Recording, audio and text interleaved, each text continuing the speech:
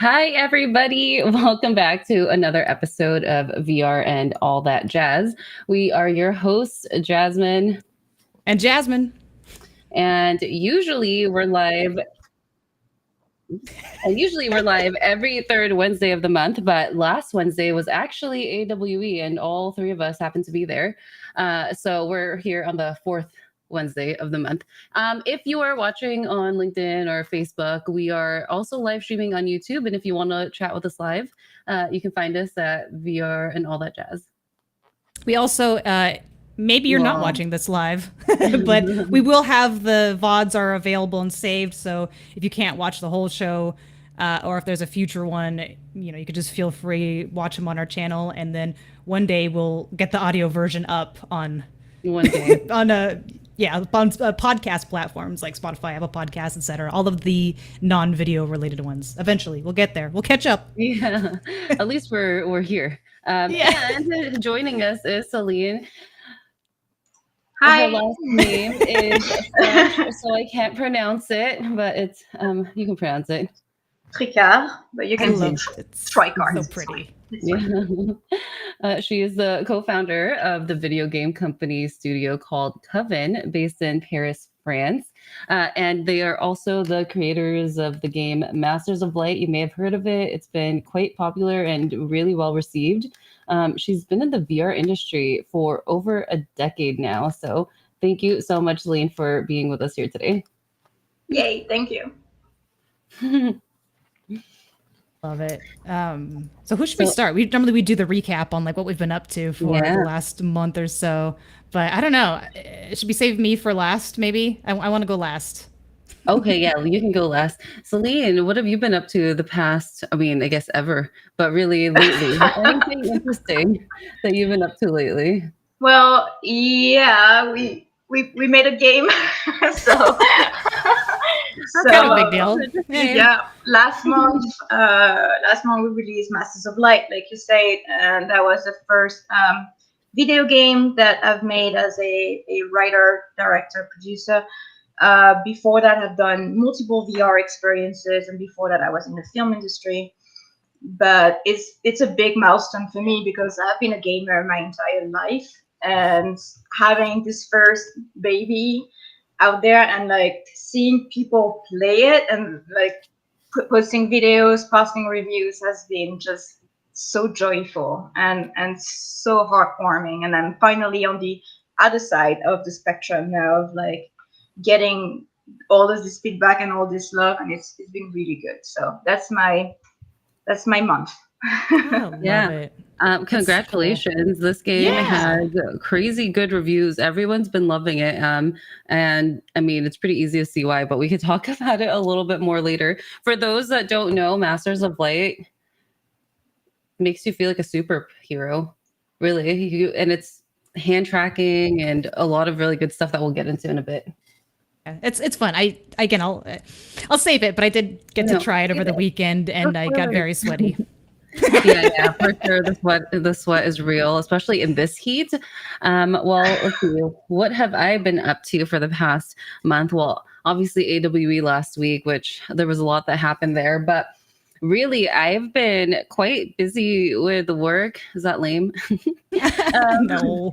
Yeah, I've been busy, with Impact Reality and Flat to VR Studios, and it's my first time getting into any game development properly. And obviously, we're making VR games at Flat to VR Studios, so a lot of learning, a lot of stress. That's where all my white hair is coming from.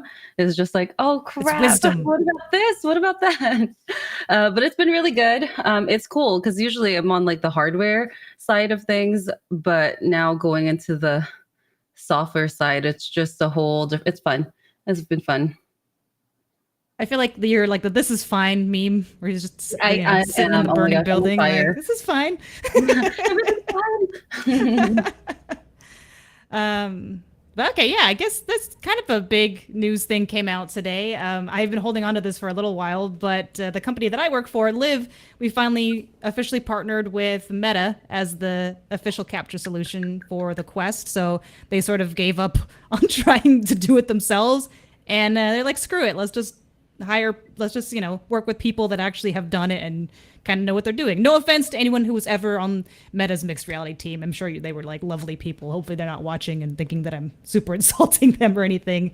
But yeah, so mostly our tools have been like, this update's more developer focused. So it supports a lot of Meta's presence platform stuff. So things like hand tracking, spatial anchoring, mixed reality, like the pass-through mixed reality, not like the Beat Saber kind of. It's such a confusing term now, mixed reality. It's changed so much. But but in the future, that also is good news for creators, because now we have an easier way of being able to make capturing easier on Quest native, which our solutions before were more like janky workarounds. We try the best that we can because we're just outsiders that don't have access to but now you have access. Possibly. I mean, we have an in, so there's different ways we can go about it. It's just, working with any big company, sometimes things can be slower as we're like developing and seeing what we can and can't do, but things are gonna be a lot better than they were, that's for sure. So anyway, that's what I was so stressed about for like the past month, because this was supposed to be like a September Meta Connect announcement, and then like a month ago they were like, hey, can we like move this up to June? And we're like, we'll try. But somehow the team made it happen. All the devs with like getting our SDK somehow together. I wouldn't call it's a beta SDK because but yeah, all the marketing early. Yeah, it was a little hectic, but I think we're all relieved that it's finally out there, and now we can. I mean, we're never gonna rest because there's always more work to be done, but at least it's like sigh of relief for now. The thing's out there. And I must say, from a dev's perspective, this is awesome. Like we were really trying to make that happen for our game. Having the ability for influencers, streamers to do mixed reality capture with our game, and we had to give up because we are a hand tracking game and we couldn't make it work. We tried the Meta solution. We discussed with Liv as well, and it was just too much confusion and hard work around making it work. We had to like change PCVR, the controllers to like different kind of controllers to emulate hands. It was a whole crazy thing. And of course we were short on time. We were going through QA. And so we had to give up. But now that you've made that announcement, when I saw that today, I was so happy and excited. So that means in the next update for our game, we will make it available because we use the presence platform, right? So it's kind of like part of the SDK we're using already. Yeah. And I'm super happy about it. So thank you, and thank you, Liv. Yeah. They're the ones that did all the work. I'm just the mouthpiece. For context, for those that aren't aware of why this is such a big deal, I mean, first off, everyone probably knows Liv. If you've seen any of those Beat Saber videos where you see the person actually there, or even an avatar playing Beat Saber, that is through Liv. So when you make trailers for VR, it looks way better and it's way easier for people to comprehend what the game feels like when you're playing it if it's in mixed reality. Or shoot, now it sounds weird. There's so many ways to explain mixed reality. But when you see the player inside the game environment. When we were talking with Meta at first, it was called like third-person mixed reality capture, but I'm like, that's still a very confusing term, because mixed reality traditionally was putting a person in a VR game, but now mixed reality is hijacked. The putting virtual objects in the real. But then it's like, what do you call the capture for that? Like, mixed is not. It's weird. I know. So I don't know what we'll call it, but person on top of VR game is what we'll call it for now. Yeah. Like so reality. Yeah. There you go. So you can see that is what Liv does. And for MetaQuest games, in order for them to make their trailer and have the person on top of it, either they have to fake it to make this trailer so you can see these cool things, or they have to make a separate Steam version of their game just to film the trailer, even if the game's not actually going out on Steam. Like all these crazy workarounds that have to be done, or they just don't do the overlay at all. And this for official... now, you still need a PC version of the build, but it can work with Meta Presence platform features. If that, it's a little confusing because there's so many terms for everything. But so far for now, so as long as you have a PC build, even if it's not like the game's ever gonna be on Steam or Viveport, whatever. But yeah, and things will, they'll only get better because there's so many limitations to being able to record on an Android device, just period, But it's the start of something great. So I'm really excited. There's just so many different avenues, things that are going to be available to us now that we didn't have access to before. So like even with our Quest tools, like we had to like utilize Meta's mixed reality. So if a game added Meta's mixed reality MRC, then our app would kind of have to hook on to that and work with that. But it was not the best. So it's good things. Better things are on the horizon. And this will be cool too for content creators, I think. Speaking of partnerships, I feel like I'm about to do a Kanye moment here. It's like, I'm gonna let you accept your award, but did you know recently, like Bhaptics also became like an official Meta partner? Yeah. What's it called? It's Made for Meta, I think, like something like that. Made for Meta partner, yeah. And haptic vests have been something that we don't, isn't as used in the VR space because you usually are doing it with Steam. There was a way to connect it through Bluetooth before to get a couple of games, but like natively, but it just wasn't working great. And so it's interesting to see now that Meta is finally embracing all of these companies that are so dedicated. And I really hope that this means there's going to be like natural integration of live captures and the haptic vest usage in VR games. Yeah, I mean, I'm going to sound biased now because we're partnered with them, but our experiences with Meta have actually been really nice. Like the people that we work with have been really easy to work with. They're very keen on making sure things work on both ends. So it's been nice. Again, it's going to be hard now that it's like, she says that because they're partnered with Meta now, but it's my opinion, or it's just what my experiences and what I've seen, and sitting in some semi-boring meetings sometimes. But it's interesting. We're in interesting times. Yeah. So we have a lot to talk about today. We're talking about AWE, the Upload Showcase that just happened earlier, and of course, going to talk all about Celine and COVEN and Masters of Light. But I had one thing I wanted to mention that's been really interesting in the space lately before we get into all of that. Max Mustard started this trend accidentally of making games 90% off. It has been crazy. But yeah, so it was something that we had suggested at Impact Reality, like, maybe do some cross promotion, put a secret code in Richie's playing experience. If they find it, then they could get a discount on your game. We never said 90% though. That's a crazy percent off. But of course, it's the internet, and someone found this code and posted it online, and then other people posted online. Were like, "Is this real?" And people started using it, and all of a sudden, Max Mustard became the #1 selling game or the top selling game because of this crazy discount. And 90%, then, Jesus. Yeah, and then everyone else started copying the strategy to get to be #1 or top selling on the store. So if you're not on like VR Twitter, so just go on Twitter and follow everybody, you are missing out on a bazillion, gajillion, 90% off discounts right now. I don't know how long this is going to last, but I was going to say, is there an end? Like, they have to make money eventually. Well, Max Mustard stopped. Yeah, Max Mustard stopped, but then other people started doing it too for their game for a limited amount of time until I think they're doing it until they get to the top of the selling charts and getting visibility for their game, and then they like turn it off.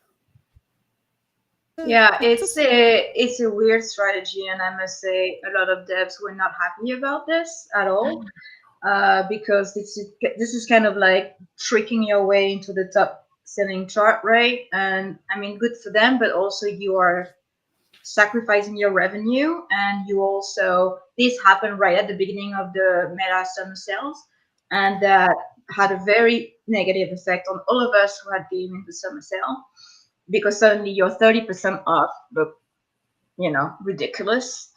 And so I don't know. It's it's not healthy for the devs to be just throwing their games out there for no money, or like $1, $1.5, and it's a wrong signal to send to the people that the value of a VR game today is $1. Like when we spend years working on those games and trying to make them high quality. Now, that being said, I've seen it happen a lot on games that have been released quite a long time ago, and this is kind of their way of getting their long tail like reignited a little bit. And that's fine. Like, it's like if your game's been released more than a year ago, 2 years ago, and you want to do 90% off, it makes sense, right? But for a game that has been just released a couple of months ago, it doesn't send a very good signal about the value of our work. So that's my just personal opinion on this. Yeah, That's this valid. is definitely not sustainable. And it's just the wild, wild west. I'm like, I don't know how long this will last or what was going to happen. I mean, it seems like it's slowed down, but yeah, it's definitely. I mean, yeah, not like don't good get me for- wrong. I do like the studios that were up there, but it did have a little bit of like an ick factor to it, where because you would see them, kind of posting on socials like, "Look, we made it to top 5," and it's like, well, yeah, because you were like 90% off. So it's kind not of because your game is awesome. Yeah. It surely is, and that's yeah. no judgment here. Especially, Max Mustard, which is the only one I know, is a really good game and it's really awesome, and it deserves to be up there. But yeah, don't brag about it if it's not real.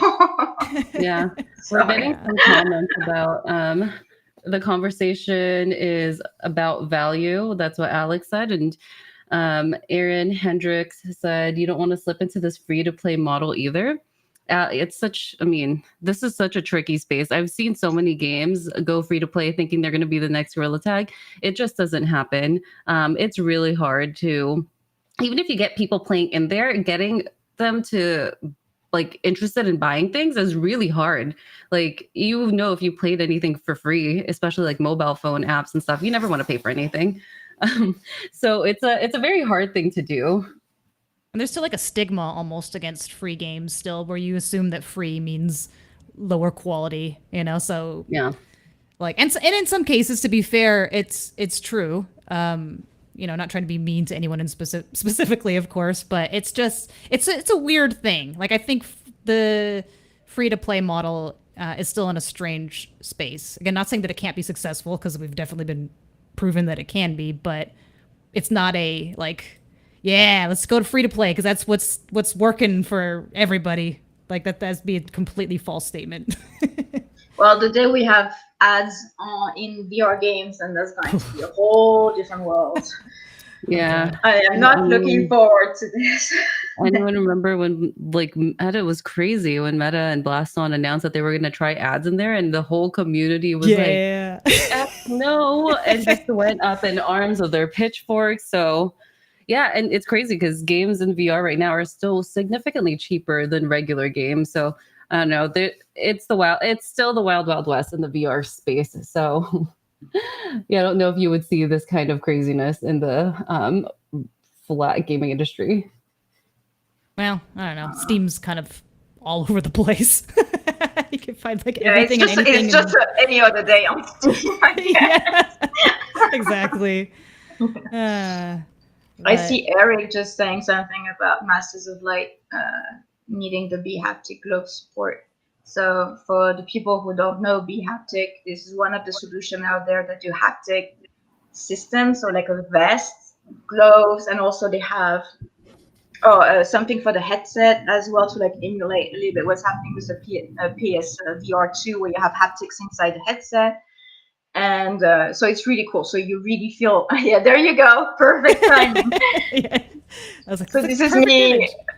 Last week at AWE trying the Bhaptic solution. And you heard it first here, but yes, we are bringing Bhaptics to Masters of Light. It's we met with them at AWE and it's going to happen. So very, very excited. I cannot wait to play my game, feeling the magical powers that you use with hand tracking and feeling the hits from your enemies with haptics. Going to be so awesome.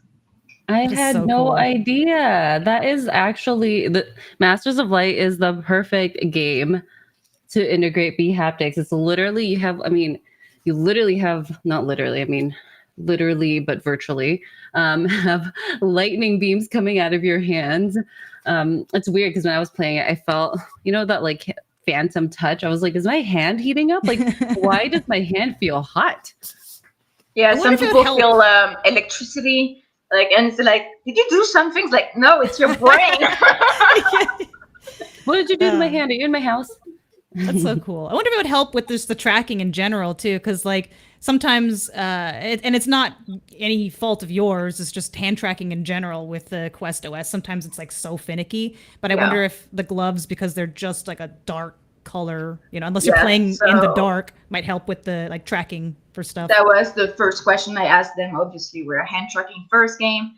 And like they say something that I already knew, which is it's all about contrast, right? So for example, if I play in front of a white beige wall, it will have some issue tracking. So it depends on your skin color and the color of your background. And so the gloves work exactly the same way. So apparently they told me I will know more once we start bringing, support for Masters of Light, and we'll be trying with our devs. As far as there's good contrast, then you're good to go. But yeah, the gloves are dark. There's a black one, I believe. There's a brown one. There's a couple of different colors. So I will definitely be getting the one that are the lighter, not the black one. So you can try to play in low lights. It's probably better for hand tracking. Cool. Maybe we should. I mean, we've just been talking about Masters of Light. Just play the trailer. Why are we saving this for later? We can't stop talking about it. We might as well just show it. Yeah, it's like I won't play with audio, so because I want to talk over it. But like I said, I did get to. Thank you for giving me access to it. I got to try it over the weekend, and it's really fun. It sort of reminds me. I don't know if Geometry Wars is a good similar game, but it's kind of like that addictive quality of like, oh, I just want to keep going. I keep wanting to unlock more powers. Like everything is simple in that it's easy to understand. Like you don't have to like, oh man, have to do like in order to do this. No, it's just like, you want to do shockwave. It's a triangle. You can punch, you can blast, and then there's just you hold out a laser beam to kind of center. It's so easy to get into, like really simple, and I can appreciate that because my brain already it can't hold too much information anymore. I don't have to memorize a lot. It's all very natural feeling hand movements, and so I was like, oh, and then I got really sweaty, and so eventually I had to stop.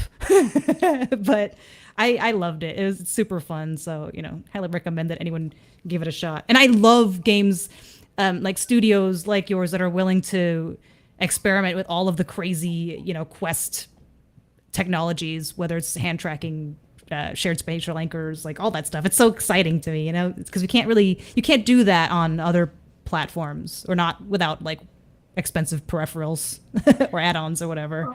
Weird new technology that you don't quite know how to use and how to design for it, but that's what we're passionate about. So yeah, hand tracking on Masters of Light is so good. And okay, so on Apple Vision Pro, I was trying out all the different games because you only can do hand tracking on there. There's no controllers for their games.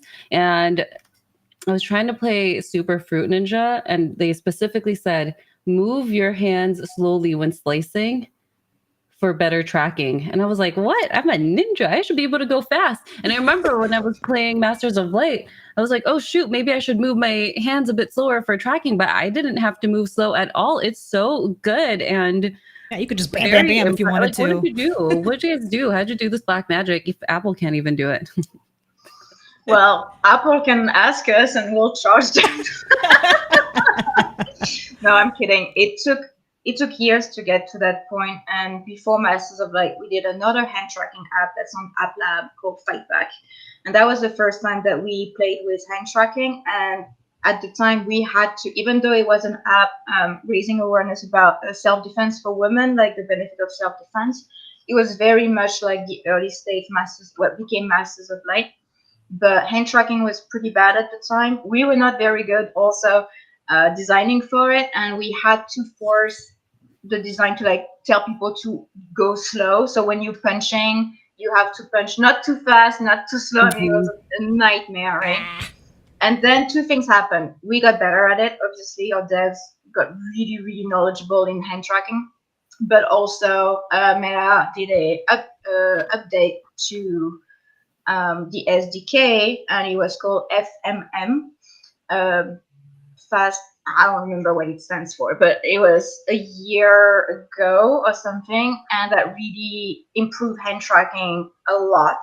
and that allow us to do much faster moves, and it wouldn't like lose tracking so much. Or if it does lose tracking, it won't just get your hand flying in space or like getting too weird. So that used to be hand tracking, and suddenly you see your hands like flying, and you're like, what's happening?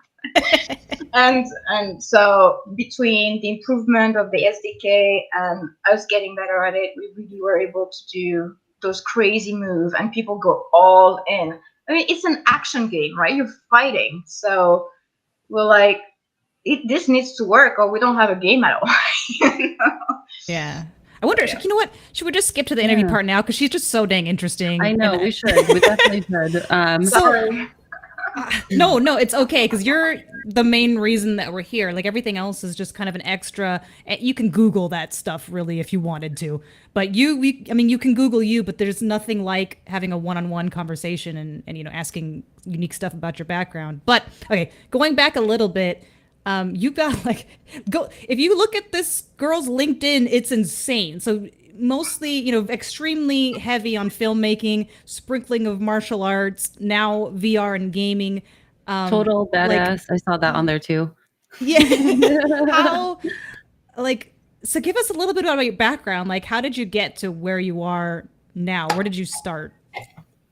Yeah, sure. Well, I always wanted to be a storyteller. So I wanted to tell good stories, and kind of like no matter what the medium was. So when I was little, I wanted to be a writer. So I wrote my first book with my best friend at 12 years old. Wow. And for some reason, we were completely shameless, and we sent it to a bunch of publishers in France. Like 12-year-old with a really bad book. Everybody dies, and I mean, it was crazy. And so then I decided to make movies, went to film school, and then I worked in the film industry for a long time. But early on, I was interested in the intersection between technology and storytelling, how new technology can enhance storytelling. And like, because for me, technology for technology means nothing. I mean, it's just a tool, right? But a tool can be transcended into something crazy when you match it with designing a language for it, right? A way to tell a story. So in my early days as a filmmaker, I was an expert in 3D. You know, when you remember when we put glasses and you see in 3D. Yeah. So that was my career. I was an expert. I was trying to figure out how we can use this technology to tell stories that are more immersive and emotional. So obviously, that was kind of like a perfect leeway into virtual reality. So we knew people involved in 3D back in the days. We knew VR was the ultimate, you know, stage of immersion. So I was keeping my eyes on it. We knew it was right around the corner. And then when DK1 happened and I tried it for the first time, I was like, yeah, okay, this is it. Let's go. And I transitioned to VR. At the time, I worked on 2 Transformers movie. I worked on Westworld, so I was working on pretty big franchise in the US. But I also wanted to tell my own stories. So that's when I transitioned to VR and started doing my own work. So it started because coming from the film industry, I started with doing 360 videos, you know, so you have a bunch of GoPros or something, and you make movies for VR that you watch. So it's passive. There is no interaction. You just watch a movie. And that brought me to, in 2017, I went to Iraq during the war and to make a VR documentary about a group of women who were Yazidis, and they were captured by ISIS and sold as sex slaves. And some of them managed to escape, and they decided to join the Iraqi army and have their own fighting unit to go and liberate their sisters who were still in captivity. And so I went with them on the front line, and I filmed those incredible women, and it's called The Sun Ladies.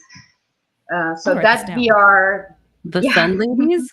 The Sun Where Ladies. could we... Sorry, I didn't mean to interrupt your story. But where could you find... Can you still find this? It's actually on the Meta. That still exists. It's on the Meta TV. Really? I mean, it changed name. Yeah. Where you watch 360 film on Meta.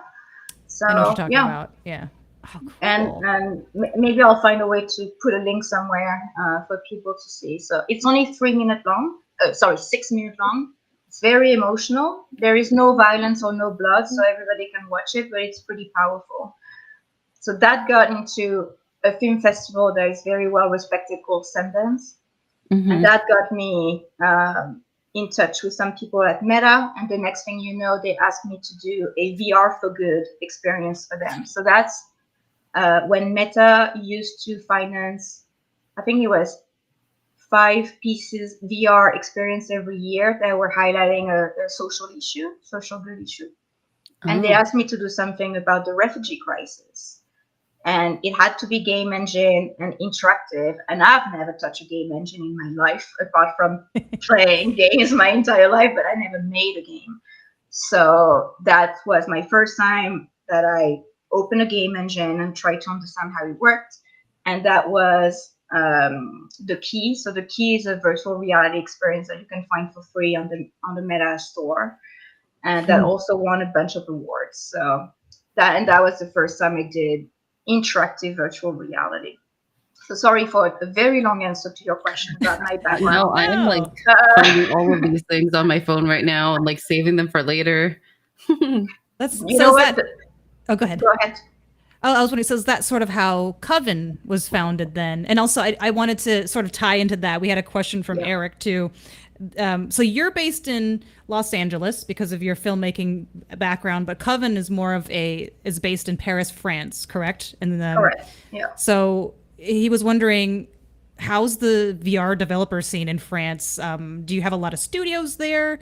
How is the French government while supporting game development? And actually, I guess because you are personally based in here, does that help at all, I suppose?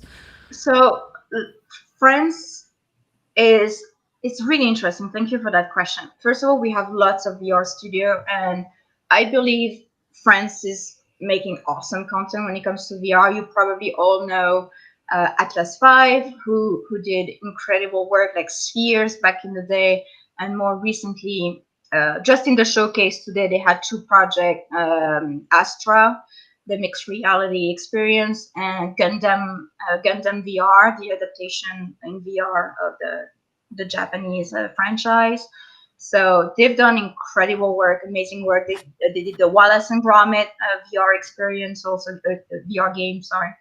So there's them. There is Inner Space that did. Sorry, I'm blanking on the name. Fisherman's Tale. There's Matchmaker. I mean, lots of the very beloved VR title are actually coming from French studios. Yeah. And there is a good reason for that. Well, first of all, we're good, but also, yes, the French government supports filmmaking, video games, and VR. So if you're making a prototype for a VR game, for example, you can go and apply to some government funding. The government can help up to 50% of your complete funding for the prototype. You can also apply for funding for a game. And we have a tax credit that's also really good, 30% tax rebate when you make games. So on all the expenses that you do in France, you'll have 30% back. Wow. We got to move to France. It's pretty awesome. And make VR games. That's also why there's a lot of co-production. I know it doesn't happen very often in video game, but it's very common in the film industry. Co-production between, for example, an American company and a French company, or Brazilian company and a French company. Like a lot of the Battlescar, sorry, was a co-production. Sphere was a co-production. So it allows you to bring your talent and like your team from a different country and still benefit from some of the funds. Yeah. So it's a very healthy, very good ecosystem for VR. Now, on the player base, I'm actually really surprised that we don't have more people playing VR, because we have a big gamer community in France. But when I look at my number on the Meta dashboard, that I'm not allowed to communicate, but the French territory is way down. So we're good at making stuff. We're not very good at playing stuff, I guess. What's interesting is all those titles that you mentioned are all ones that have like a more touching story. That's true. Yeah. Those are all the ones that I've played, and I'm like, Gloomy Eyes also, I forgot. That's a co-production with Atlas 5. So yeah, a lot of narrative stuff for sure. I guess it's easier to raise money in France for more artistic narrative stuff That makes sense. Yeah. versus here in Artistic. America where you rely on publisher or investor. Usually narrative is not on the priority for those people. Yeah, narrative's a good word to describe all of those games and apps. I want to actually hear more about Coven. So you actually, it was kind of a spoiler, but before we went live, you told an interesting story about the story behind the name. But besides that, how did it start? And is Masters of Light sort of the first title that is coming out of Coven? I guess I don't know if those are two questions. Sorry, I make it complicated. No, that's okay. So yeah, originally I wanted to make a video game, and that was not Masters of Light. There was a 2D flatty artistic game for Steam, for PC, and maybe Switch. And I'm French, so I am kind of I've been raised to think that I can only do stuff for which I've been trained for and went to school for. And so in my mind, I would not be able to make a video game. So I went to Indicate here in LA and I talked to a few people and I was like, I want to make this game. And I pitched the game to a couple of publishers and one of them were like, this is a great game, but what are you looking at? I was like, well, I'm looking for a company that can do this game, for me, and I can write it, but I cannot make it because I don't know anything about it. And she was like, you already did game engine interactive stuff that was widely successful. You can make a video game. And so that was a very American mindset. No, seriously, it's hard to understand if you're not American, but like for Europeans, like, what is he talking about? Like, I cannot make a video game. But so that kind of like lighted a little like light bulb, and it was like, maybe I can. And at this point, I had been like 9 years in America, so it started changing me a little from being like more confident in the doing stuff. And so like, okay. And so I knew I couldn't do it alone, and I knew the company had to be based in France for all of the reasons we just talked about.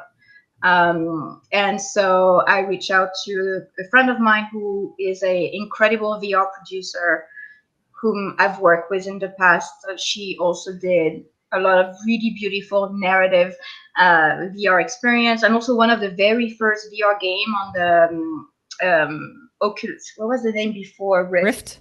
Before Quest. The DK1? No, the Android you put the Go. phone in. The Oculus Go? No. Yeah, I mean the Android one. You put the phone Samsung Gear VR? Samsung Gear VR. Thank you. It wasn't that long ago. So she produced one of the very first games for that. And her name is Marie Blondiot. So she's in Paris. I was like, hey, do you want to do a company with me? And she has her own company. I have mine here in LA. I was like, we keep our companies, but we just make a video game studio and we make a video game. And she was like, you're crazy. I was like, no, look, I have this idea and it's going to be awesome. And I don't know why she accepted, but she did. And then we were brainstorming for a name. And I think, I don't remember. I think it was me, but I'm not sure who came up with Coven. And I was like, because we're witches and we're doing magic. And she was like, oh, that's dated. And like, all I can see is like middle-aged people with like pointy hats. Like, no, we're like witches from the 22nd century, like making VR and stuff. Yeah. And she's like, oh, I don't know. I'm not sure. And then she goes to an event in France, like a video game event. And she came back from that event. I was like, no, we take that name. I was like, what changed? I was like, I was so upset. Like I was sitting on that panel and it was all men. Sorry for the men listening, but it was just something that happened to her. And they told it like didn't respect me. And I felt like left out, and I was very pissed. And so, yeah, we take Coven. And so that was like out of anger. My name, but I must say something. Yeah, we're two women co-founder, but there is nothing like we have lots of men in the studio. You pointed that out earlier. It's not a huge feminist statement. It's just that we're a group of witches and warlocks, and we make magic together, and that's what matters is we're making magic together. That's such a cool name. Does I that make me know. and Adam? Are we also in the coven now? Yes. Yay! Where's my I feel Hogwarts letter? so. Yeah, I know, right? So, Celine, I feel like next time we see you at an event, you should be wearing a witch hat, and That's then just keep exactly what tapping we're not going for. Oh, that is so cool. I love hearing stuff like that. But wow, okay, so you got filmmaking, on one hand, maybe a slightly That's bigger hand, crazy. and then you've got more recently VR, VR filming and gaming experience. But Sorry, Adam. I just want to say, because we kind of, Celine went through so many things. We kind of just glazed over the fact that he had this like crazy story. He talked about being like on the ground um, in Iraq and witnessing some pretty like crazy, like, insane things. But then you also talked about working on Transformers. You're just dropping things Westworld. casually. And I mean, I guess if we went into every single thing, we talk forever. But okay, just wanted to say crazy, crazy background. Go Yeah, on, like Adam. these are Wow. huge things. But I was curious, since you have such a sort of unique experience between two different mediums, how do you think that VR specifically can sort of push storytelling in ways that maybe like flat media can't? Hopefully that makes sense. I know it's like flat in VR, but Yeah. I mean, I'm gonna say the ultimate, but actually there is something even better than VR. I'm gonna get to that because there is another crazy thing in my life. For More. me, when you tell a story, what you want as a storyteller is to bring the people in your dream with you and have them forget about their life for a moment in time, forget about their worries or the bad stuff in their life and dream with you and go on a journey and feel special. And creating emotion in people is something that makes me so happy, and it could be joy or it could be sadness or it could be fear, but having this like all these emotions that makes you feel alive. And we need story. I mean, it goes all the way back to the campfire. Like this is what brought us together as a species, like exchanging legends and tales and stories. And so the first time I tried the DK1, and then I had another epiphany when I waited like 7 hours in line. I'm not even exaggerating. It was 7 hours at Comic-Con. I don't remember which year, to try the HTC Vive for the first time. That wasn't released, and they had that van going around the US showing the Vive. And I tried. I think it was Robot Repair, Chill Brush, and the Blue. It was like 3 short demo, and I was crying in the headset. I was like, "This is it. This is the And the next ultimate person medium." after you. Yeah. So you were. I was just saying, like, the next person after you is like, oh, what happened to the headset? my headset went. I cried so many times in VR. That would not be the last for sure. But yeah, and so one thing that I do since I'm a teenager and I'm passionate about is LARPing. So I'm the ultimate nerd, you guys. So LARPing is live action role-playing games. So think of it as Dungeon and Dragon, but in real life. So you have a character with a story.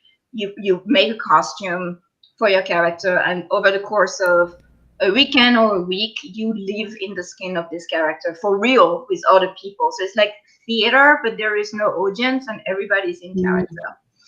And LARPing, actually, I did a keynote at South by Southwest where I talk about the effect of LARPing and how the effect that you reach in LARPing is called emotional bleed.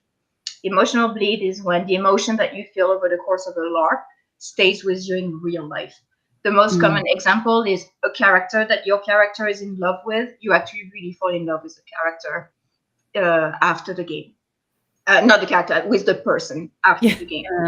But of course, this is just an easy example, but there is a lot of different kind of emotional bleed that could be good or bad. And VR has that potential as well. So once we really fully understand how to use it, and we're close, I mean, it's been 10 years, we will be able to create some insane emotion in people. And to kind of like tie it back to Masters of Light, for us early on, Marie and I, we wanted to make a game that create positive emotion in our players. So we had 3 pillars for the game. And one of them was confidence, in the sense that we wanted people to feel like they were strong in their own body, to feel good about themselves, to have a big smile, and keep those emotions with them after they play the game. Like once you've seen your power, it's hard to forget it, right? It stays with you even after the game. That's beautiful. I remember afterwards they'll just say like, "It's okay, don't be stressed, just breathe, it'll be fine." And I'm like, oh, "Thank you, it'll be fine. I am strong in my body." Yeah, that was like, it's such a small thing, but it was a very nice touch. Yeah, and it's not like it's not overly done either. Like it fits in the game's world very well. Like it's, I don't know, you just try it. It's hard to describe. So, you're going to have to, anyone who's watching, like just try it. It's something that's hard to put into words. But even I don't know if they have like specific names, but like each of the like celestial beings, because you're rescuing each one per like level, I suppose you can call it. Like it's just really cool. And the voice acting is really good in it too. I loved hearing all of them. And I'm like, wow, this is just like they fit what I imagine somebody that was made out of stars and light would sound like, like. Thank you. And the branding is perfect. Masters of Light and everything's like in glowing yellow and celestial, and all of it just works so well together. And it all feels like really magical. And yeah.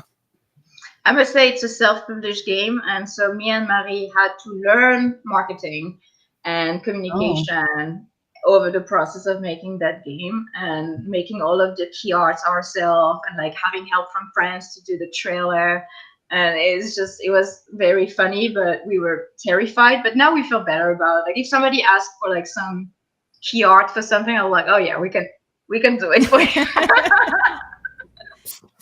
I mean, that's how you do it. Sometimes you just gotta, you make mistakes in the beginning, or you learn like, oh, we actually need this thing, whether it's a certain piece of art or like a really specific description for a thing that, like press release type stuff. Like sometimes you just learn as you go, but that's how you improve, regardless of whatever field you're in. But I love it.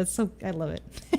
Yeah, before we move too far away from like talking about narrative VR experiences and how it can affect you and change you, I am one of the biggest fans of like narrative, like I don't know what they're called, like story-based movies, experiences. I'm not really sure what you would call them. Yeah. But I remember like one that really, like there was a couple that touched me a lot, but one that sticks out so much is Notes on Blindness. It's it like shows you how a blind person experiences life. And I was confused. I was like, how do you do that with VR if you can't see? If you're a blind person, you can't see.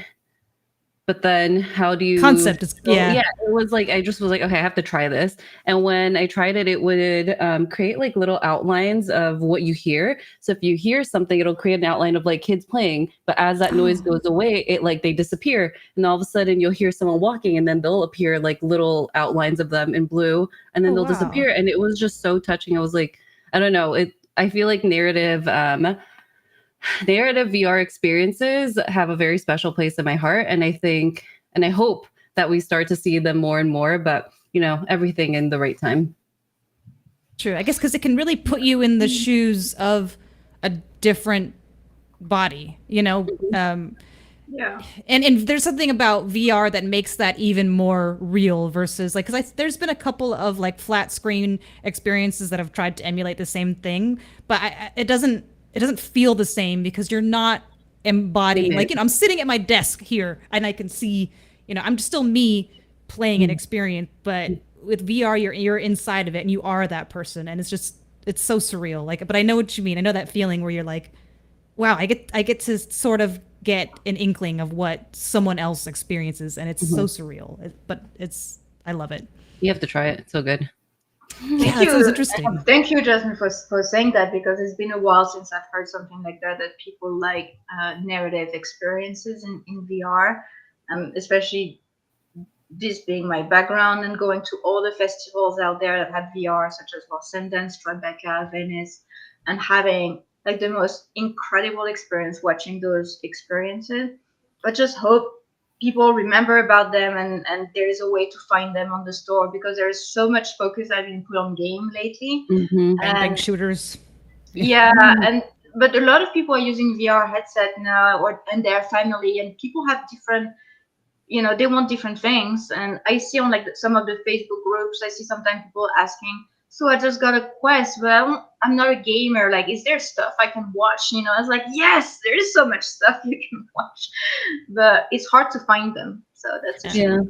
I feel like it'll change more now, especially after Apple Vision Pro came out with What If, that Marvel experience. So hopefully that sparks like people's minds about what is out there. But yeah, I feel like I've had so many, like how I explain narrative experience, like VR experiences is like watching a movie and going to Disneyland at the same time.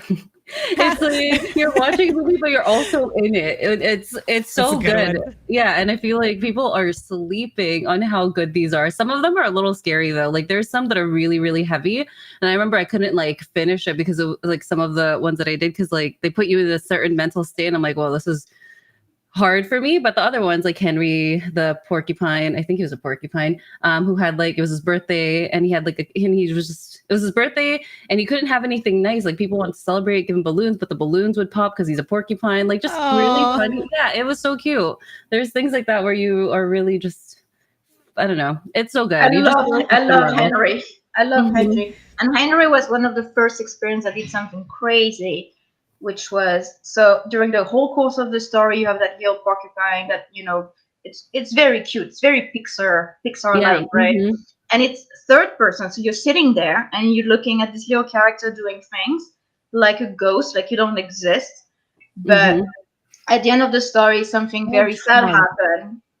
He's a hedgehog. Hedgehog, yes. God. I guess that makes Why sense you You with just the say call it H. you out? say you say I know. porcupine, so I just use the same word because I don't know the word in English anyway. The little spiky thing, Yeah. he's Spiky animal spiky. thing. Yeah. hedgehog, Yeah. and something sad happened at some point in the story where the character is embarrassed and left alone, Mhm. and at that specific moment, it turns and it looks at you straight in the eye, and they had figured out a way. It was the first time back in the day that they can track your headset in space, and Mm. so it would turn and look at you no matter where you are. And that when a character that is sad and embarrassed, and something shameful just happened to look at you in the eye, you sound like my heart started beating because I had so much empathy for that Mhm. little character. So yeah, that was a key moment in storytelling in VR, in my opinion. Wow. I took that completely for granted. I was like, oh, it's my turn. How do I help you? Yeah. Yeah, I think all he wanted was to get a hug too for his birthday, but he couldn't hug Yeah, anybody because exactly. he's a hedgehog. So cute. Yeah. Oh my Yeah. god, I There's so love many it. good ones. I have a list if anyone wants to experience some really beautiful things in VR. Oh. Now I'm happy sad. But I mean that's just part of the magic of VR, right? And just there are certain people, I'm not saying that games aren't good at storytelling, because you do find some game, but the ones that really know how to take advantage of the camera angles, or like the right moments of when a character should acknowledge that you, the watcher, exists, like little things like that, are hard to do in just a pure gaming experience, or like a Yeah. regular, I don't know what you want to call them, like stuff that you might just see on the store. Can But you I love it. imagine The Last of Us in VR? We would all be a mess. Oh my Man, I, God. I platinum that game, both games actually. Yeah, it took me a long time, but yeah, I would love to play it in VR for sure. But also traumatized, but like it had that same effect on me, like the ending of Last of Us One, which maybe people don't know, so no spoilers. But something happened where you have to do something, and for me, it's almost like a meta moment in the sense that it puts you in the, like you suddenly see yourself with your game controller in front of your TV, having to make a decision and push that button that you don't want to push, and it like throws you out of yourself in a way of like looking at yourself and judging yourself. And so that was, yeah, that's a similar like key moment in questioning Yeah, your those are agency, right? Your position as a gamer. Mhm. yeah, those are both really good games too. Like when it comes to storytelling, especially, and making you cry. and Yeah, that's why Celine's headset's always filled with water. Just tears. But yeah, back to Coven. This is going to like a slightly happier topic now. Yeah.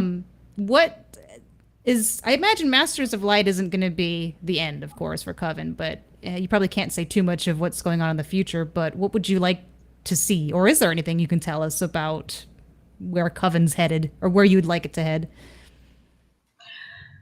First of all, we're making new update to Masters of Light. That we don't have a date yet, but there will be new cool stuff coming up to the game. So stay tuned, because we love this game. We're very proud of it, and we want to continue building it up. We have our next VR game that we are just starting on. It's gonna be a completely different genre, and I'm not gonna say more about it. Fine. You already gave us the Bhaptics spiel, so I guess you gave us one nugget for Yeah. you know. You got one. I have a very have a request because of how good hand tracking is on Masters of Light. Please find a way to make a Naruto game so I can do all the hand symbols and just fight through it. You guys would be perfect.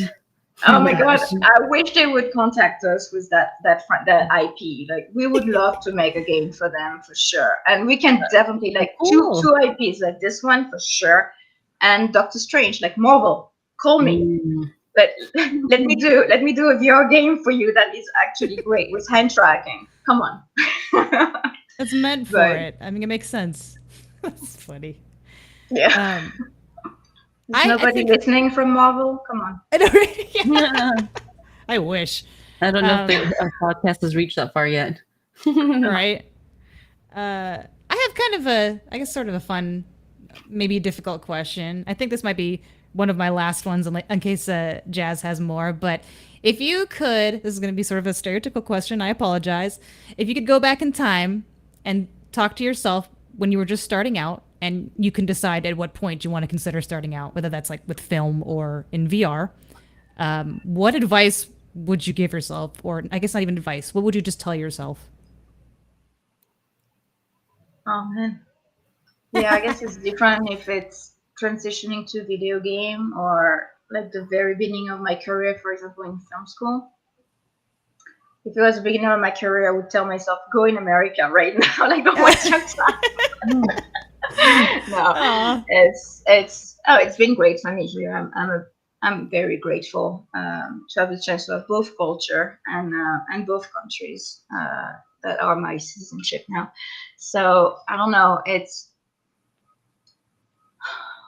loaded, Or maybe- because I've had I've had someone people else- really try to destroy my career early on in the film industry is nasty. Let me tell you that. It's when I came in the VR industry, I was like, people are nice. I mean, Aw. and I know it's not perfect, and there is some toxic community, etc. But my overall impression coming from film was people were super nice, like other devs supporting each other, like this whole ecosystem of players, influencers, devs, and I don't know. It's an industry, and we're here also to make money and survive. But there is just that level of passion and kindness that you don't find in my previous industry, where it's literally a tank of shark. And so I would probably tell myself to be ready for this kind of stuff, because it's been really hard back in my film days, right? And no, for transitioning to VR, I wouldn't say anything, because we made so many mistakes, but it's the mistakes that build you and are important in your process. So I'm just so grateful. I love VR so much. I so believe in VR, and I get so emotional when people say VR is dead, and you're like, whatever. Yeah, whatever. Let me play Dungeon of Eternity with my friend, and I don't care about what you think, But no.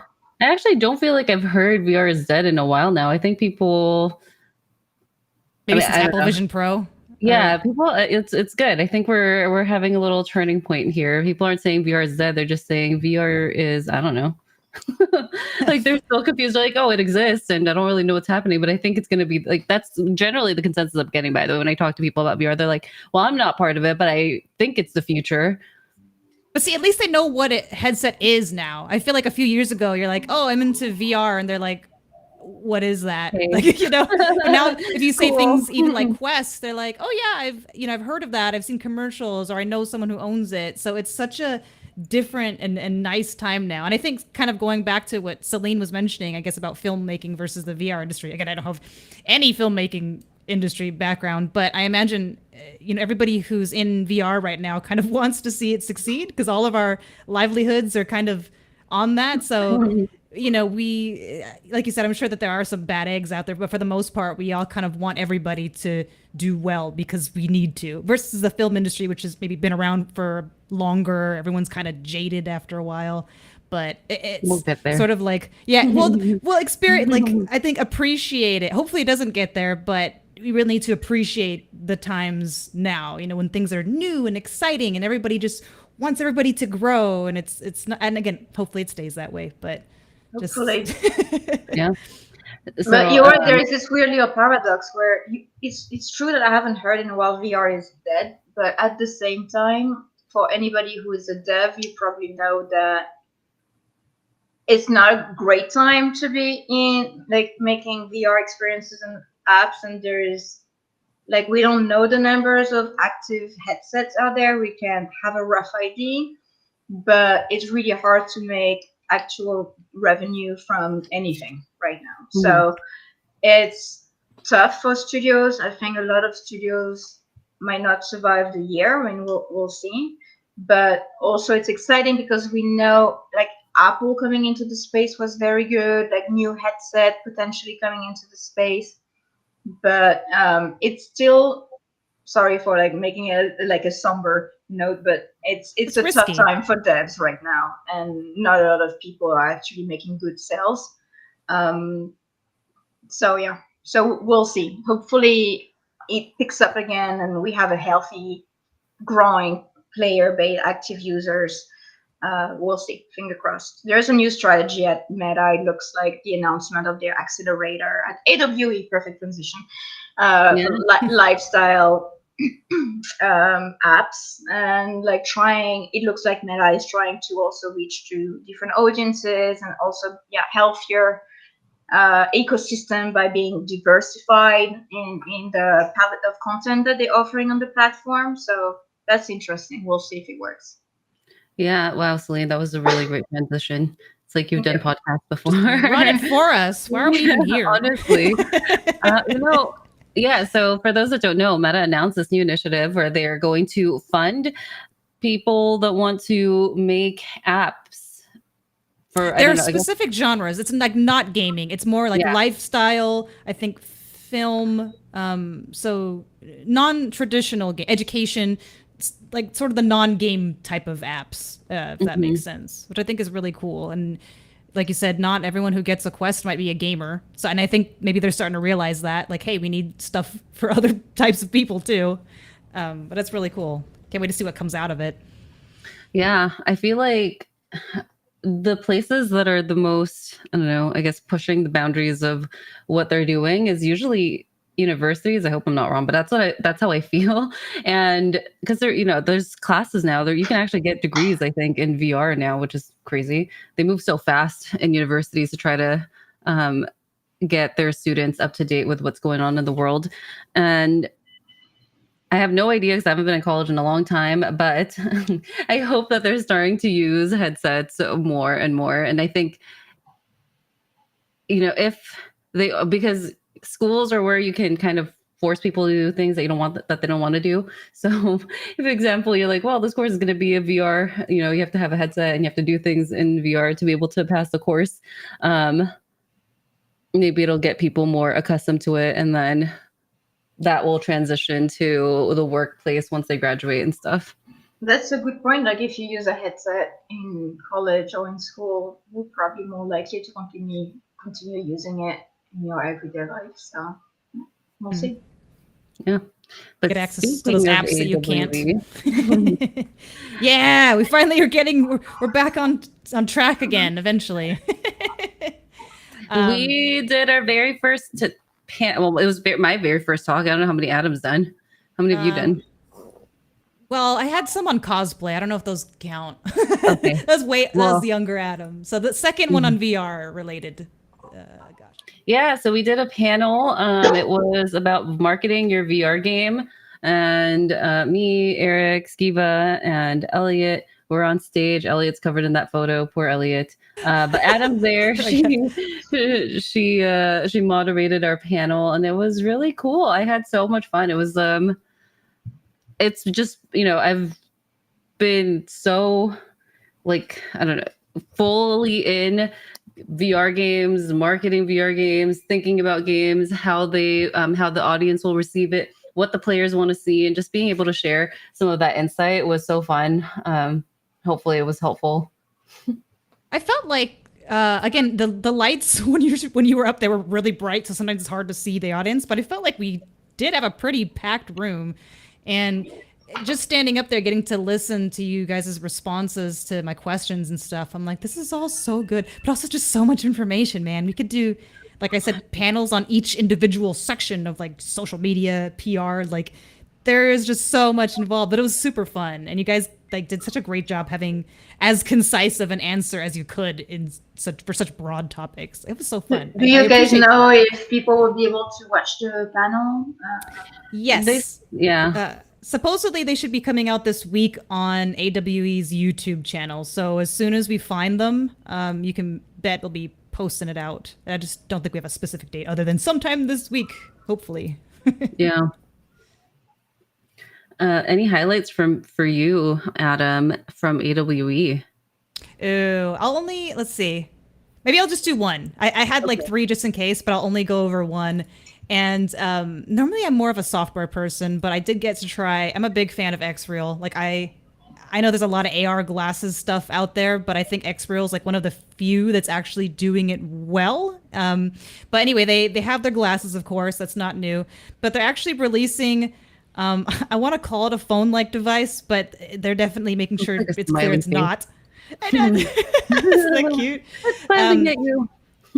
It's actually a device that you can pair specifically to your glasses, because the problem with the glasses now is like, what are you plugging it into? Depends on the port. Do you need an adapter? But they're trying to solve that by having sort of their own device that you can use with it. And so it uses Android, so you can use the Play Store, get any apps on it.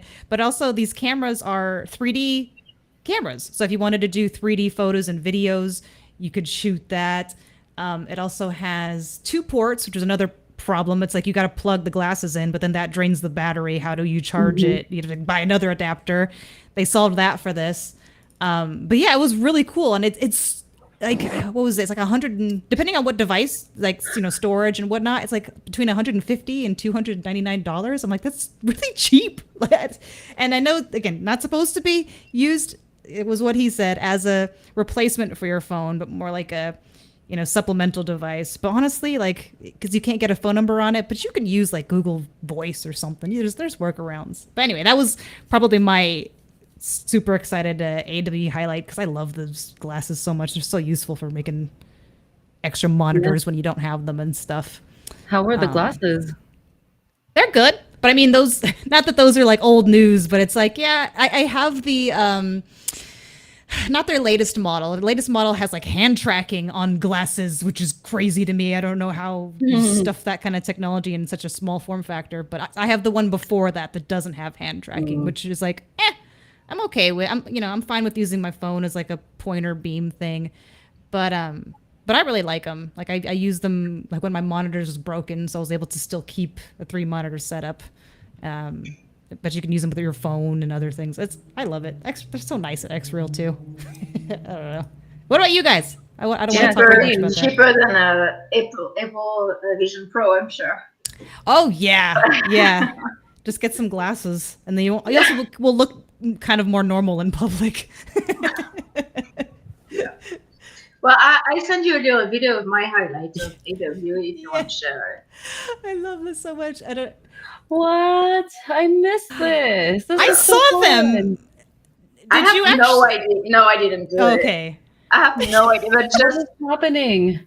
I don't know. I don't know. It's mixed reality of some sort. I hope so. I don't know how else They're probably at a fair or like some theme park or something. That looks so fun. Oh, now I'm sad.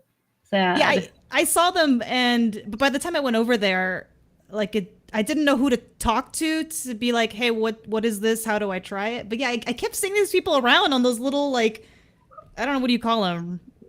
Like scootery like things. And I'm like, what the heck are they looking at it there? And they were laughing out loud. And I was like, this is what VR is about. Yeah. Just walking through the expo at AWE, you could see people doing crazy stuff. Like you can tell there was a lot of really weird multiplayer games going on. There was just like one booth where like people were like all tapping at the same time something. I don't know what they were doing, but VR really still makes you look like a fool, but at least you're really having a ball. Like doing that. Yeah, you're in the zone. There was this one booth where you can like reassign your gender. I didn't try it, but oh yeah, it was like a VR experience.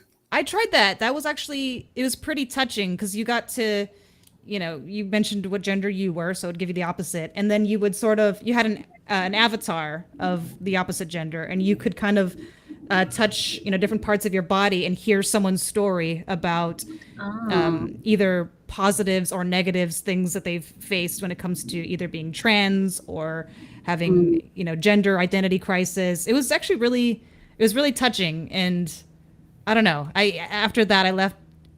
It's like, I don't know, it's hard to describe. You had to have tried it. I think they may have it available somewhere, but it was definitely an interesting experience. It's called Body of Mine, and they won Game for Change last year, so it's really beautiful experience. And they just released on the Quest, like I think 2 weeks ago or something, or very recently.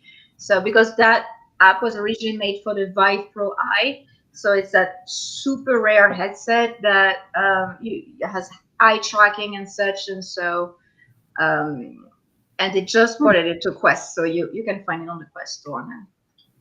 It's crazy. Yeah, I liked it because you could just hear different people's stories. Like at first I thought it was just going to be like, oh, you're just going to see yourself in another body, like big deal. But then you hear real people talking about their experiences, and I was like, oh, this is like, I don't want to cry in this headset. It's not mine. Someone else is going to use it after holding it. It's so funny. I got to try the Logitech Ink, that new stylus that they have coming out. Oh, nice. Yeah, cool. I got like a nice private demo of it. Oh my gosh. I think between that and the new initiative from Meta of funding like non-VR and more productivity apps. Yeah, I see it. I mean, okay, let's see. What did I think? It felt really natural and intuitive compared to controllers. I feel like when you show people VR and you try to get them with controllers, they're still really confused. Hand tracking wasn't as good before, but now obviously it's better. So unless you have a game like Masters of Light that walks you through it nicely, hand tracking can also still be quite confusing. But with a pencil or a stylus, it's such a natural input for you. You're like, I've done this a million times. The buttons were all like placed in the nice like spots, and you could use just that if you wanted to like navigate through like the menu system and through like various different apps. They were integrated with a couple of different apps already, and I think they're looking for more apps to work with. But some of the ones that I used was like gesture VR and painting VR, and that with like the use of mixed reality like pass through, you can now suddenly like actually write on your walls. And you can press it, and it has like a pressure sensor, so it changes how thick your lines are based on like how much you're pressing onto your walls. And we just had so much fun writing on like windows. Wow. Yeah. Did you feel like you had to press like super hard? I guess I'd worry I'd leave some kind of like residue. I don't know. No, and you don't even have to press it onto a surface. Like you can press it into like just, a VR canvas, I guess. If you wanted, but if you wanted that sensation of pressing onto something, you could write it on your walls technically, especially if you're using mixed reality. Ooh, next week, I know like, stylus makes sense, but next we need some kind of like a paintbrush version of that. Cause I loved, like Paint VR and gosh, what's the other one? Vermilion. Like those are so fun, but it's, not the same when you're using a controller. I mean, it's satisfying, but like if you were to actually have like a paintbrush version of the stylus, that would be really cool. You can use the stylus.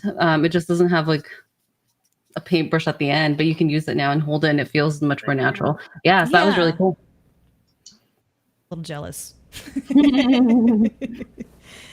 Okay. Did we want to move over, cover some UploadVR stuff? I know we kind of mentioned it. Yeah, I think we can do a really quick one. Yeah. We were all chatting about this right before about what we thought about the Upload Showcase, but Celine, what did you think about it? Yeah, so, well, it was really interesting. So how often a year do they do that? Is it only once, or do they do a winter one? I don't remember. I don't know. It's so hard to keep track of them all now. Yeah, either one or two. That's the answer. So yeah, it was interesting that. It's hard not to be jaded. I don't want to be jaded, but it was an observation. Yeah, it was. I watched it with great attention. There's a couple of games that I already knew about. I'm very excited about. The next, basically Down to the Rabbit Hole 2. What's the name again? I wrote it down. Escaping Wonderland or something? Escaping Wonderland, exactly. That was one of the ones that I wrote down because I loved the first game and I'm excited about the next one. For sure, the Madison VR horror experience that looked really scary and awesome and good. I'm curious about that mixed reality. So there was lots of mixed reality stuff, right? Much mixed reality. It's quite overwhelming, and I have yet to see a mixed reality experience that blows my mind. But Starship Home, even though it's not my type, it's not my type of game. But it feels a bit like a casual, cozy, I don't know, like exploring and great. That one did look interesting. Like and kind of reminded me of the augment stuff that Quest had mentioned would be a thing. Yeah, but it was hard to tell what you do exactly in the game based on the trailer, so I kind of tried to look it up. I guess you kind of find plants and you bring them back to your spaceship, but you can also traverse. Like, it's not totally clear, but I'm like, I don't know, it looks really cute, and I want to be able to look outside and see space and grow plants. Like, I know it's simple, but like, I don't think it's cool. I think it's potentially a lot of fun, and that augment, which was announced a while ago, like the idea was that you can put objects in your living space that will persist, right? And so you can augment your living room with like VR elements. And so this looks like a game that's going in that realm of like growing weird alien plants and I don't know. It looked fun. And it looked a lot of games, VR games, for some reason, they don't look good, and I don't know why. I don't know why nobody cares about how the games look. Like, the artistic direction of your game matters, and often you always find the same like low poly, cartoony looking designs, and there is a world out there of artistic designs that could be fresh and new and original. And that game was interesting because it looked very well done and polished. Yeah. What about you guys? I thought the same. There was a lot of games in there that I was surprised was in the showcase, considering the low quality of not only the game, but the footage or trailers. I was a bit surprised that some of those made it in there. Also, there was so much mixed reality, and I think mixed reality is cool, but I also don't want to completely run away from VR because there's so much more you could get out of VR than mixed reality. I feel like there's room for both. I mean, hopefully they're not leaning more towards one or the other. Like, maybe this is just because it's newer technology and it's like so it's more trending. But I do hope that developers aren't just like, we'll just do this mixed reality thing because everyone else is doing it and forget VR. It's like, no, VR has its place too. Or I guess immersive apps versus mixed reality apps. Now there's like, even more terms for things. But it was very mixed reality heavy in the UploadVR showcase for sure. And some people are confusing things. Like, I was watching the stream and people were commenting on the game not looking good because they are Quest games, or like, untethered VR versus the not PlayStation VR 2, for example.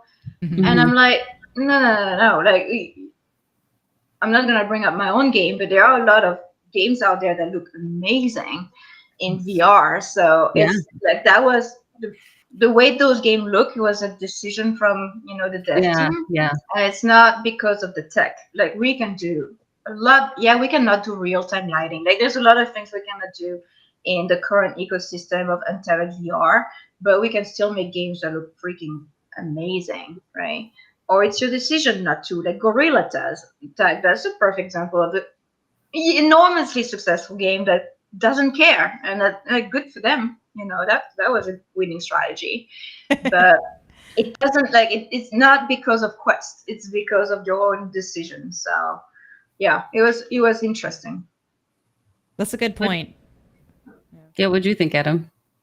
Mine. I'll bring mine up. Mine was actually also, besides the space one that we mentioned, there was Hellsinger VR. This one actually, I guess, was a flat screen game that I never played, but it's like a Doom rhythm game, and I'm like, oh, this looks so fun. And they've got like some System of a Down and some big names in it, so I'm The like, this looks fun. music, yeah. I'm a sucker for rhythm games, and especially rhythm games that have like some progression, I guess, like because you're actually going through levels and stuff. And there's a demo. I guess they announced there's gonna be a demo for this on Steam, so I'm like, oh, I know what I'm doing this weekend. But that I was excited about that one. I love that one too. Is it PCVR only? I didn't No, get a chance to catch that. Steam, Quest, and PSVR 2. That was one of the few that mentioned, all PSVR 2, but it'll be on everything, which I was impressed by. So I can't wait. But the demo, I looked it up. The demo seems to only be on Steam right now. I don't know if that'll change, but yeah. Good stuff. Interesting stuff. Yeah. And like you mentioned, not a lot of the PSVR 2 titles announced, and so Yeah. There was maybe like, again, it's like an hour-long showcase, but I want to guess from what I saw, maybe like 2 or 3 out of the many maybe that there were. A bit more, but not that. Yeah, it's, I don't know. And also I love a lot of games that were on the PlayStation VR 1 and that never got to port to PSVR 2, or for some reason were not backward compatible, which is really sad. Like was it Astrobot? Oh yeah. I'm not sure, but that platformer, like Leo Rock, like that was awesome. That was a great game. Why is it not on PlayStation VR 2 and it's only on PlayStation VR 1? Like, they have so much of a backlog of game to port over. So, Aaron says, I regret buying my PSVR 2, nothing to play. It's so sad. It's sad. Yeah, apart from like Horizon, right, which is great, but it's one game. And then you play it, and then it's kind of like a one and done. There's not really much reason to go back into it, and it's a shame because the foveated rendering and the eye tracking and stuff, that was all pretty cool. And so I was like, oh, neat. If there's games that will really utilize that, I can see myself maybe getting the PlayStation version over, like Steam or Quest. But I don't know if we're gonna see that anymore, or I don't know. I would love to port Masters of Light to PlayStation VR 2 and use eye tracking. Like, in Horizon, the eye tracking was awesome. Like when you shoot arrows and like you use eye tracking for that, or just navigating the menu.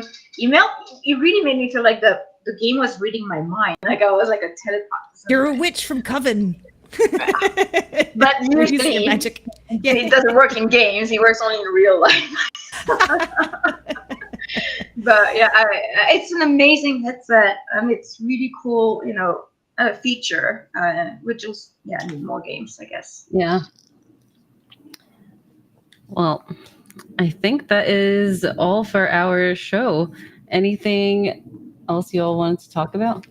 We did it. We made it through another one. We did it. Okay, actually, I do have one random question for Celine as a kind of a closer. If for some reason you never discovered VR, you never got into VR, what do you imagine you would be doing now? Out of curiosity. Maybe still working on Michael Bay movies. Is that maybe? I don't know. Maybe that would be a better thing, or No. I guess worse, toxic industry. But wow, that's kind of that's a big. That's pretty Yeah. Yeah, I hope I would LARPing. still be making my own stuff and like making my own stories in like maybe small indie movies, or maybe I would be doing non-VR video game. So we built a company originally for a non-VR game, and we end up making a VR game. But I'm gonna make that non-VR game one day. So who knows? Next milestone. LARPing, yeah, Or right. LARPing, yeah. So I'll be out there like with a foam sword and like Magic missiles. running in the. It's much better now than it was LARPing 20 years ago. It's a classic video, though. But yeah, I imagine that things have improved since then. Well, all right. So where can we find more about you, both you and Masters of Light? Well, it's very easy to find us on the store, Masters of Light. We're on sale until the 30th, I believe, is the end of the summer sale. It's not 90%. I'm sorry, it's only 25. But it's still a very good deal for a great hand tracking game, you guys. Really good hand tracking. Yeah, you can just type my name, and I'm very easy to find. We have a Discord where we love people playing our game to come and comment and give us idea for the next update. We love getting feedback and like the features that you want to see coming to Masters of Light next. So let us know, talk to us. We love talking to you. So please. Well, that's right. I'm logged in, so it doesn't show the sale. But take our word for it. It is on sale, and it's fantastic. Especially, like I said, I love games that are using sort of that new technology, all the hand tracking and stuff, and doing it well. Like it's so satisfying to be able to do things myself. Totally. And I will add all the links that you shared in the comments. So for anyone watching this, it'll be in the comments. Yeah, thank you so much for being our guest for this month's podcast. I'm really glad that we had you on, and it's really and sharing your very cool stories. Yes, crazy Thank backgrounds. I feel like we have a lot of women with crazy backgrounds. It seems to be a common theme here, but it's inspiring, and we appreciate you. Thank you so much. And everyone, join the Coven. Mic drop.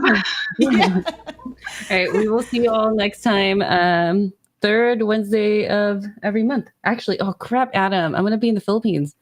There's always something. It's okay.